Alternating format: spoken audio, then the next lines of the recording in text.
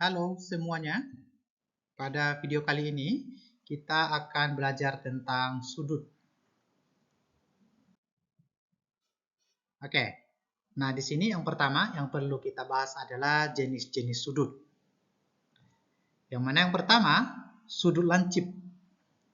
Sudut lancip adalah sudut yang besarnya di antara 0 dan 90 atau dapat dituliskan secara matematis yaitu seperti ini bentuknya. Yang mana A itu merupakan sudut lancip. Nah, di sini dia jelas mengatakan bahwa besar sudutnya di antara 0 derajat dan 90 derajat. Artinya bahasa sederhananya kita bisa tuliskan bahwa besar sudutnya mulai dari 1 derajat sampai 89 derajat. Jadi 0 dan 90-nya ini tidak masuk. Nah, ini adalah salah satu contoh bentuk sudut lancip di mana posisi sudut lancip itu ada di sini. Ya, jadi AOB atau BOA itu adalah sudut lancip. Kenapa?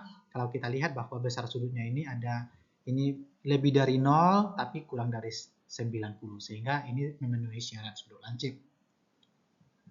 Kemudian yang kedua itu ada sudut tumpul.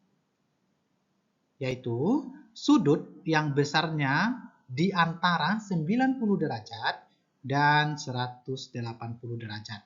Dan kalau dituliskan secara matematis dalam interval seperti ini. Dan kalau kita lihat definisinya bahwa sudutnya itu di antara 90 dan 180 derajat, maka kalau bahasa sederhananya kita bisa tuliskan artinya besar sudutnya mulai dari 91 derajat sampai 179 derajat. Jadi jika ada sudut yang besar sudutnya di antara angka-angka ini, maka sudut tersebut merupakan sudut tumpul.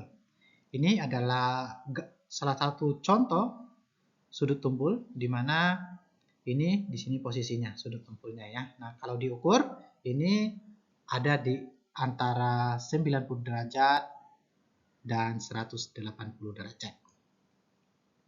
Kemudian yang selanjutnya ada sudut siku-siku.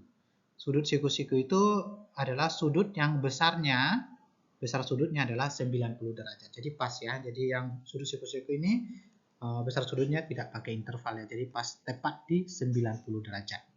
Nah, ini ada contoh posisi sudut siku-siku ada di sini ya.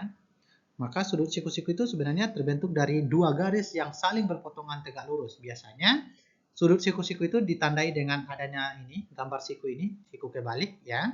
Atau dapat juga dituliskan seperti ini. Ini gambar kedua ini.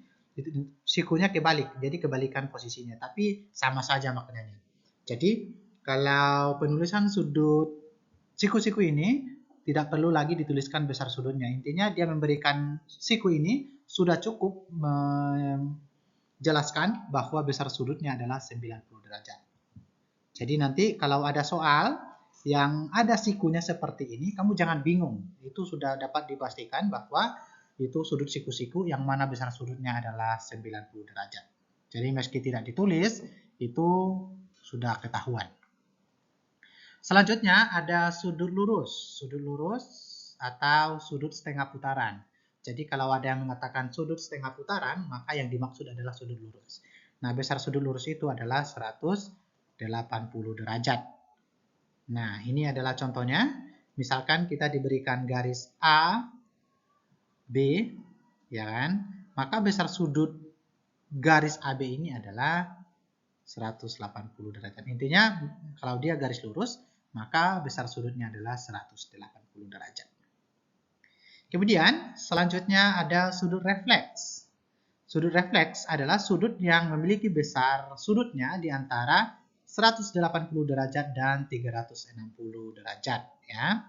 Artinya kalau dalam kata lain besar sudutnya itu dia mulai dari 181 derajat sampai 359 derajat ya, 359. Jadi 180-nya tidak ikut, dan 360-nya juga tidak ikut. Nah, kurang lebih ini gambarnya.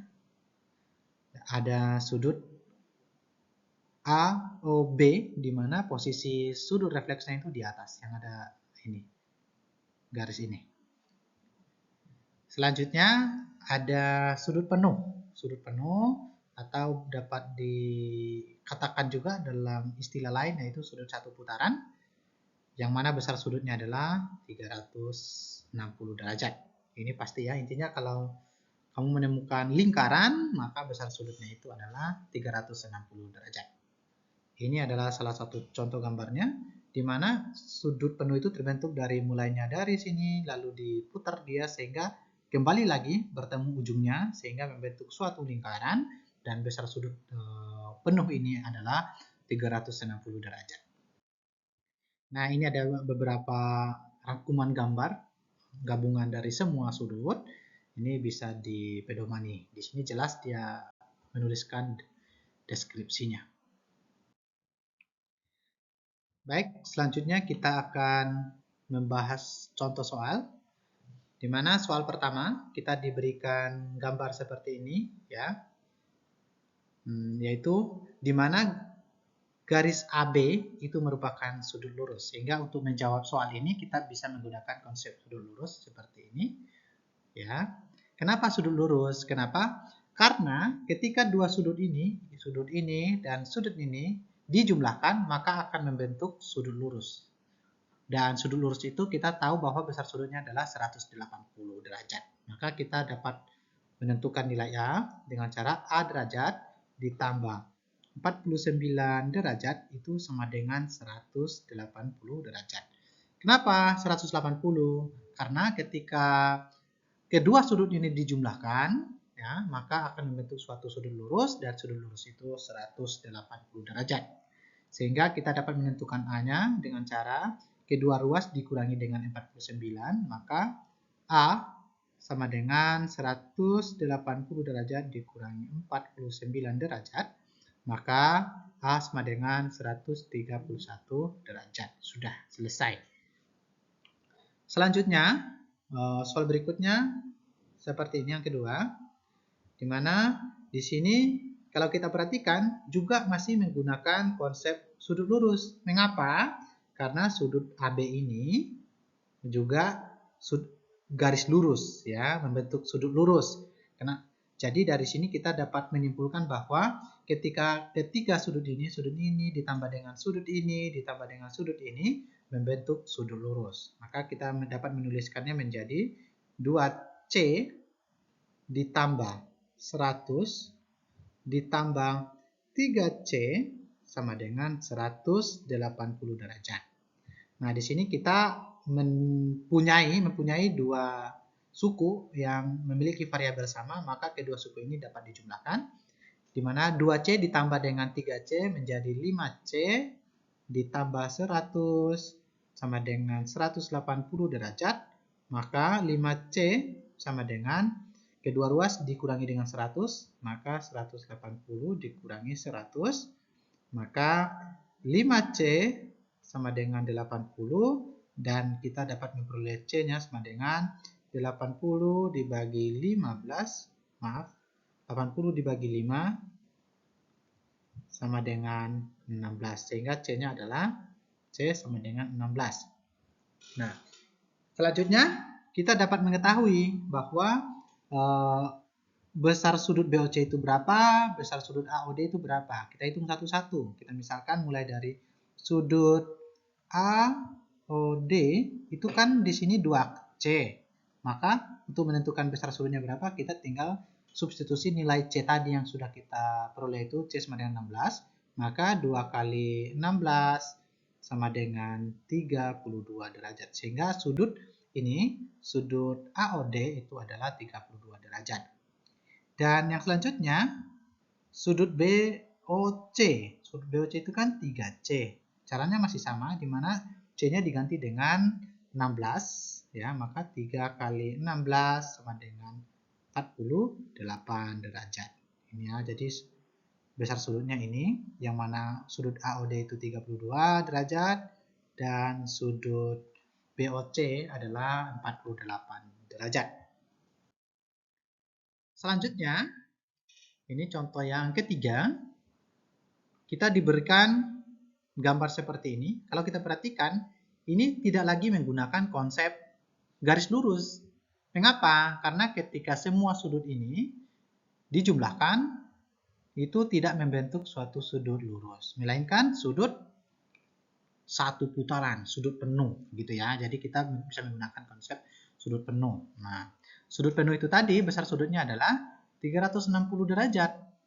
Ya sudah, kita bisa menyelesaikannya dengan cara semua sudut ini dijumlahkan, yaitu A derajat ditambah 67 derajat ditambah 52 derajat ditambah 135 derajat sama dengan 360 derajat. Mengapa 360? Ya karena dia semua sudut ini ketika dijumlahkan membentuk suatu sudut penuh, sudut satu putaran. Dan sudut satu putaran itu besar sudutnya adalah 360 derajat. Nah, sampai sini kita tinggal menjumlahkan yang bilangan biasa, di mana A-nya tetap A derajat ditambah 67 ditambah 52 ditambah 135 itu 254 derajat sama dengan 360 derajat.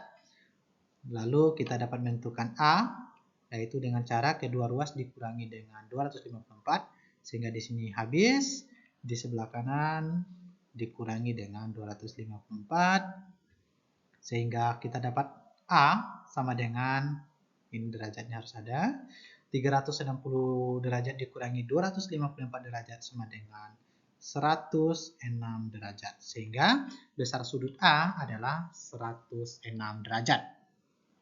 Baik, demikian pembahasan kita pada video ini. Semoga dapat dipahami.